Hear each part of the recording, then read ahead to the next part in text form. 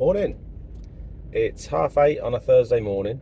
I'm just heading off to PWS in Stafford to get a few long-awaited upgrades for my pressure washer. It's about an hour and a half to get there, so I'll see you there. But people would mistake that also for someone who can play well under pressure. You understand? You know, if you play well under pressure, it looks like you got the best of the game. You know, most people can't.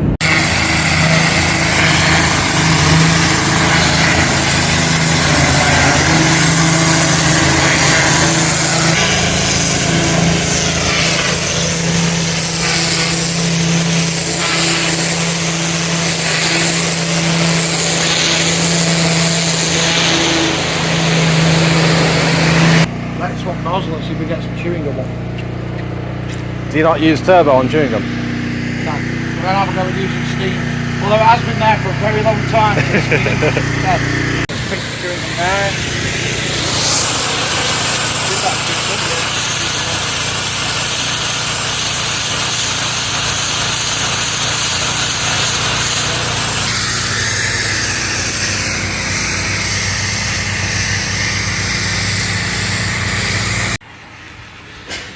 So the problem I'm having is the revs. This is like, there's not much adjustment in there. If you feel that, it's really, really stiff. I think all you've got going on here, mate, it's as simple as they've just, this is just too tight. So if you look at the movement that's left, it's just too tight. It's at the end of its travel. Oh. That's just come out of there, look. Oh. We'll take the mech apart and take a look. We'll whip her out. Thank you. That'll sort that. We should be able to sort that out, no problem.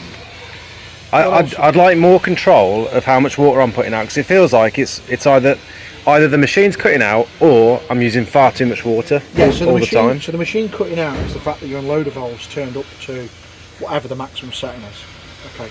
So I'm trying to turn it down as much as I don't know when to stop turning it down. Never worry about stopping turning it down. It's not going to come off. It's not going to come off. There's a nut on the top of it, so never worry about turning it down. The worry is turning it up.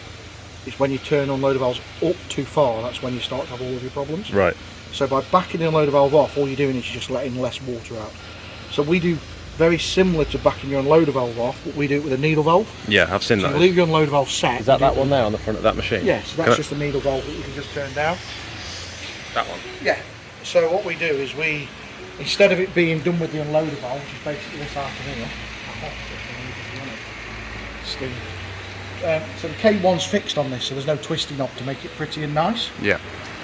So what we do is we take a feed off the side of the pump here, and we reduce, so we relieve the pump, if you will, of the pressure that goes through it by running through this valve, and we send it back to the tank. The gauge is, it's not necessary, because what I think that the guys that do this regular, they just get a feel for what they want. So they know by pulling the trigger and the surface they're on. Some people will use it for, remind me of the tiles that are really soft, is it sandstone? Yeah, well, limestone. Limestone. Yeah. So they might go, actually I want 50 bar or 75 bar. So they'll have a gauge on it. I'm thinking more with tarmac, with my surface cleaner with tarmac. I want to get a set pressure for tarmac. With this machine being so big, you definitely want control over the flow. Yeah, 100%.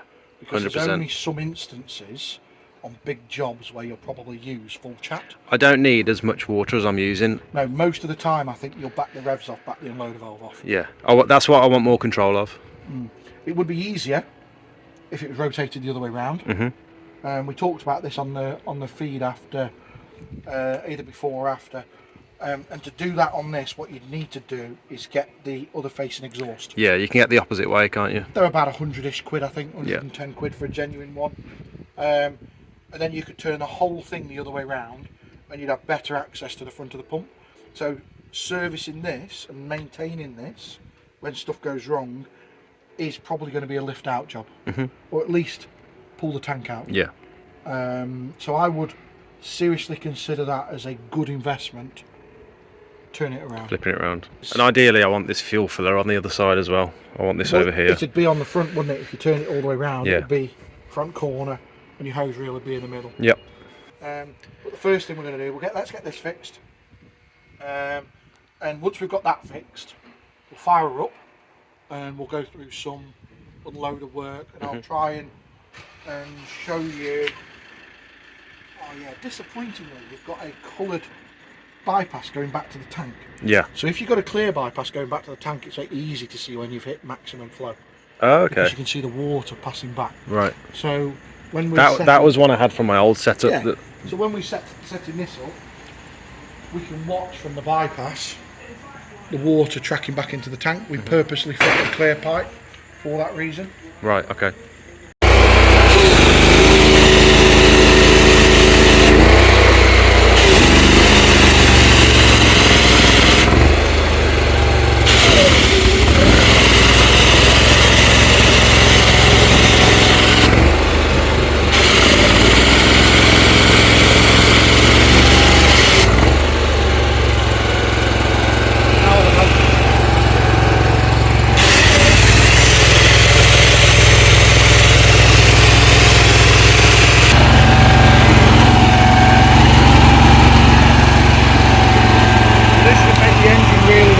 Right.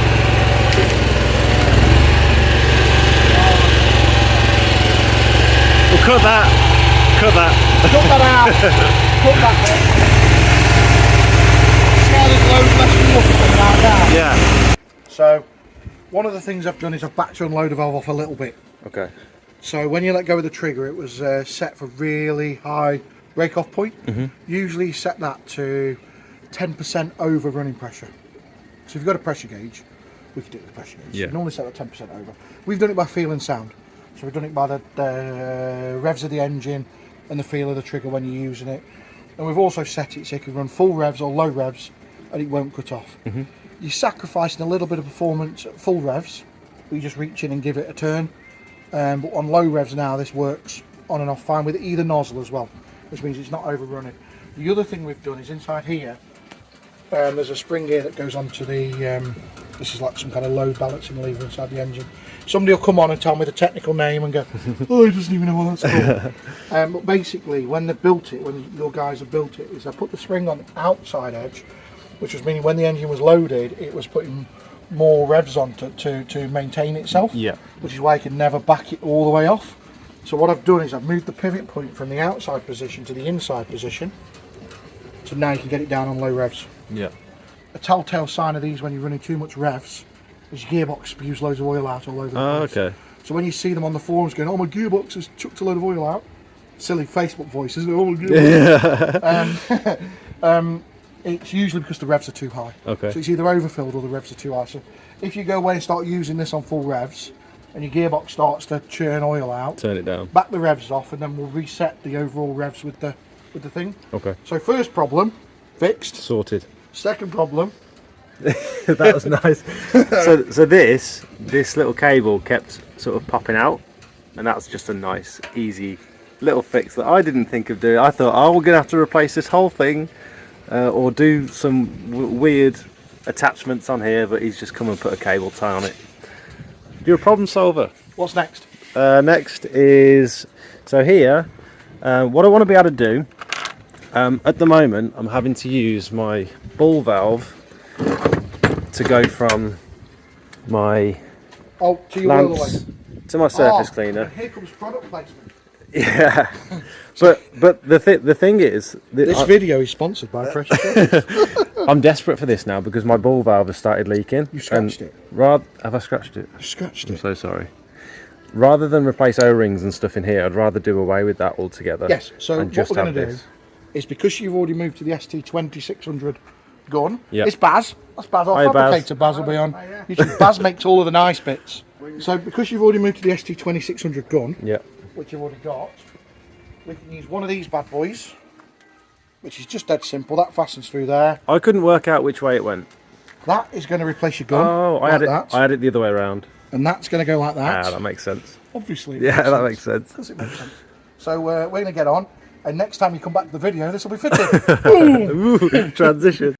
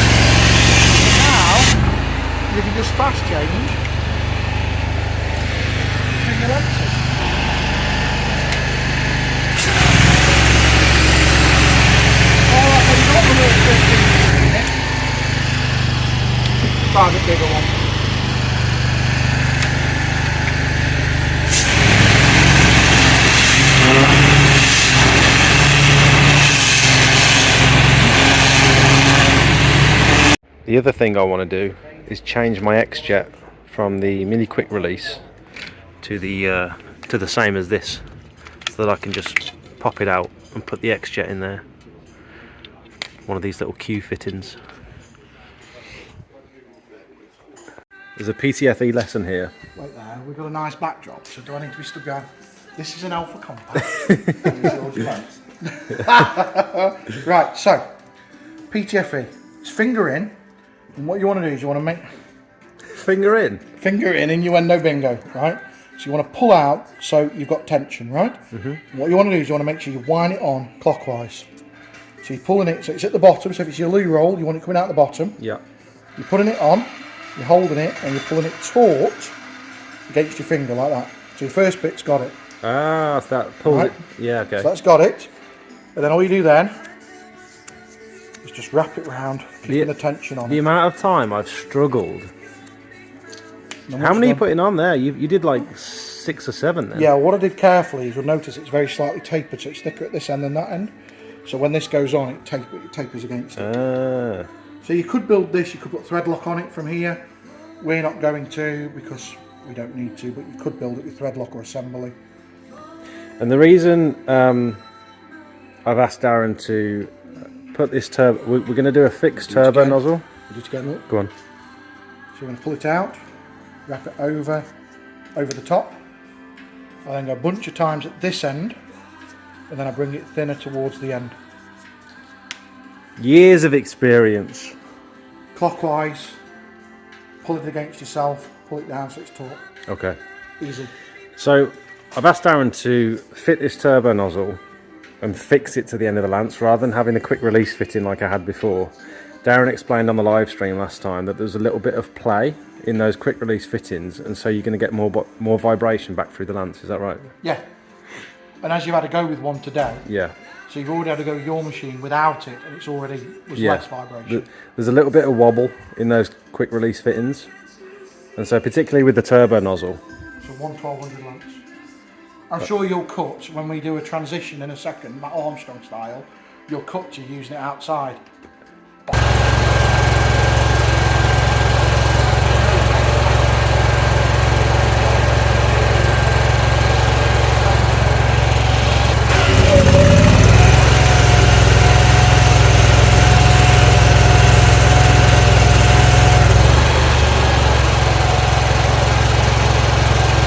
Coupling, right? And these are made by a company called MTM. So these are the MTM couplings. We run both of them. We fit both of them because let's face it, there's no getting away from the fact that when the industry say that something's the best fitting in the world and has been for many years, which is the Teamer one, you have to respect that. What we found is these MTM hydros are just a little bit more durable, so we fit these to everything that we do, and it's nothing to do with cost or cost to us or anything like that. We just find them a little bit better. The downside is they're very slightly different size to the Teamers by 0.5 of a mil. So when you use them with the Teamer crossover, they can be a little bit tricky, but compared to your fitting, so single O-ring MIDI couplings, this is called MIDI. So in the industry you've got your mini, which is your end of lamps. So these are your three size of couplings. So you've got mini, MIDI, and then this is your Teamer type. That's massive. Or large type. Obviously these two, these are what we consider to be Chinese fittings. These two, we don't like them. I don't like fitting them. They've only got one O-ring in them. They're a bit cheap and nasty. So if we were doing a proper industrial install, one, we wouldn't fit these for regular use for all the reasons we talked about on the channel. Yeah. And then we only fit this type of fitting where we've got hose joints because of all the extra O-rings in it, and the fact they just made that a little bit better. Just going to do a quick leak test. We've got some big boy fittings on here now, and on here, this is just a 10-meter extension that Daz has put some proper fittings on.